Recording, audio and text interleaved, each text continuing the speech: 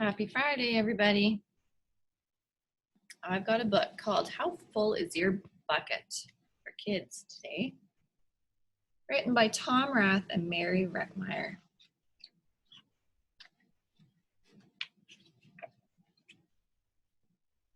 See? Felix was putting on one of the last blocks on his tower when his little sister came in. "I want to build with you," she said. Felix scowled. "Go away. You're too little." "I'm big." "Stay back. You'll knock it over." "I can be very careful." There we go. "Go play with your baby toys, Anna." She looked very happy. Thwack. Uh-oh. "Grandpa!" Grandpa shook his head. "Felix, you just dipped from your sister's bucket."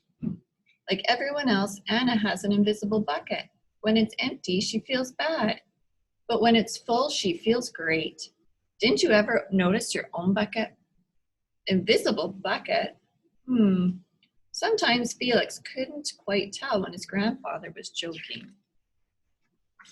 But the next morning when Felix woke up, there it was, a small gray bucket floating above his head. When Felix came down to have breakfast, his mom was in a hurry. "I've got a meeting this morning. It's almost time to go. Anna, sit still."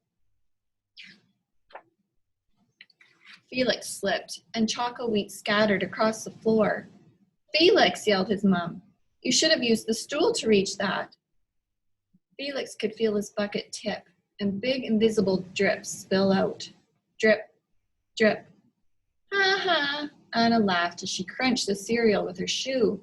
Drip. "Get the broom and clean that up before you miss the bus," scolded Mom. With the school bus honking, Felix quickly swept up the choco wheats and grabbed the last blueberry muffin. But before he could even take one bite, Buster jumped up and grabbed the muffin from his hand. Drip.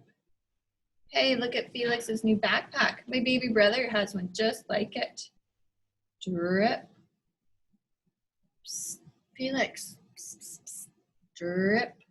Watch out, shrimp." Drip. It was still morning, and Felix's bucket felt almost empty. He doesn't look very happy, does he? As he watched his classmates walk into the room, he secretly hoped they would all trip and fall. That's what it feels like when you have an empty bucket. Felix slumped into his seat and waited for something else bad to happen. Mrs. Bumble-Nickel walked slowly up to his desk and handed him a paper. He could hardly bear to look. "Felix, you wrote a wonderful story. Would you please share it with the class?" Felix grinned and felt a big drop land right in his bucket. Drop. "The Gigantosaurus Who Wanted a Pet by me, Felix." Drop, plop, plink, drop. The class grew quiet. They laughed at all the right places and oohed at the scary parts. When Felix finally read the end, everyone clapped, even Emily, who sat next to him and didn't usually like dinosaurs. Felix felt a whole shower of drops land in his bucket. Maybe the day wouldn't be so bad after all. Drop. Team captains today are Veronica and Felix. Drop. Nice cow. It's a dog. Well, nice colors there, Felix. Cool laser ant backpack, Felix. See it filling up? By afternoon, Felix's bucket was nearly full. At recess, when he looked around, Felix suddenly realized that his grandpa was right. Everyone else had a bucket too. "Let me help you." Drop, drop.